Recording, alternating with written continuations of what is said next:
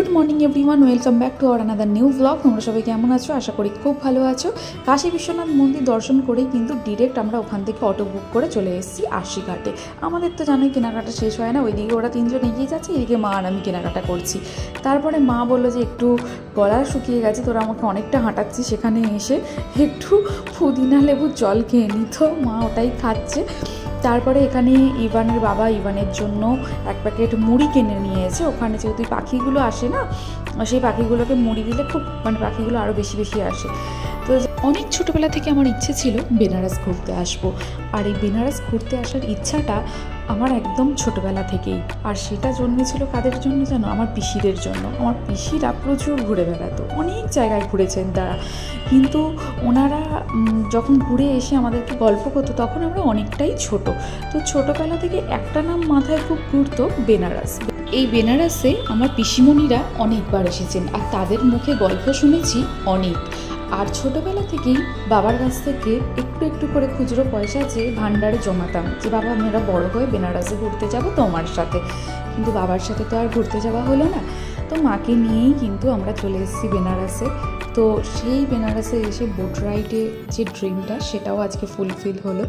Ivan কিন্তু ইভানের কাজ করেই যাচ্ছে, ও মুড়ি ছড়িয়েই যাচ্ছে, সেটা পাখি আসুক আর না আসুক।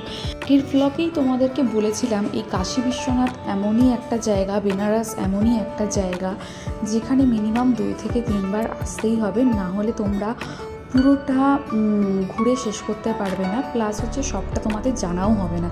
তো আমরা এইটুকুনির মধ্যে মনে হলো যেন খুবই কম ঘুরেছি। তো যাই হোক, যেইটুকুনি মেন দর্শন, যেমন কাশী বিশ্বনাথ মন্দির, কাল ভৈরব মন্দির, আশিঘাট, এইগুলো, আর সাইট সিনে একদিন বেরিয়ে সমস্তটা এখানে যা যা ফেমাস মন্দির আছে সব জায়গাটা ঘুরে নিয়েছি। কিন্তু তবুও মনের মধ্যে একটা ইচ্ছা তো থেকেই যায় আর একবার আসার। তো সেই ইচ্ছাটাকে মনে নিয়েই বেনারস থেকে বাড়ি ফিরবো। তো অসাধারণ একটা এক্সপিরিয়েন্স, অসাধারণ লাগলো আমাদের সবার, যেটা বলে বোঝাতে পারবো না। যারা একমাত্র এখানে এসে বোট রাইডটা করবে তারাই একমাত্র এই ফিলিংটা বুঝতে পারবে যে এখানে আসলে ঠিক কীরকম ফিল হয়। সত্যি অসাধারণ, কি বলবো, মায়ের আর আমার মুখটা দেখে তোমরা বুঝতেই পারছো। আমি তো ভীষণ খুশি, আর আমার মায়ের হাসি থেকে বুঝতে পারছো মাও কিন্তু খুব খুশি।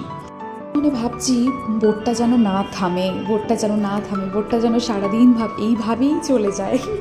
তো যাই হোক, আমাদেরকে তো নামতে তো হবেই। চলো, আমাদের বোট রাইডও প্রায় শেষের পথে।